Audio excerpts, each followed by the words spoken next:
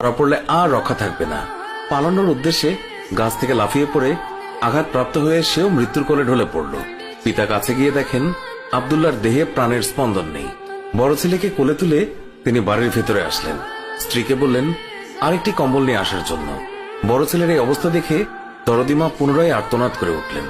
স্বামী তাকে পুনরায় সান্ত্বনা দিয়ে বললেন, ধৈর্য ধরো, আজ আমাদের দুঃখ প্রকাশের দিন নয়, আজ আমাদের পরম আনন্দের দিন। দয়াল নবীজি অল্প কিছুক্ষণের মধ্যেই আমাদের ঘরে তাশরিফ রাখবেন। তারপর দুজনে মিলে বড় ছেলের লাশ ও কম্বলে মুড়ে ছোট ছেলের লাশের পাশে রাখলেন। স্বামী স্ত্রী তাদের চোখের পানি মুছে মুখে হাসি ফুটিয়ে তুললেন। হযরত জাবের বাড়ির সামনে দাঁড়িয়ে নবীজির আগমনের অপেক্ষা করতে লাগলেন। দয়াল নবীজি অল্প কিছুক্ষণের মধ্যেই আমাদের ঘরে তাশরিফ রাখবেন।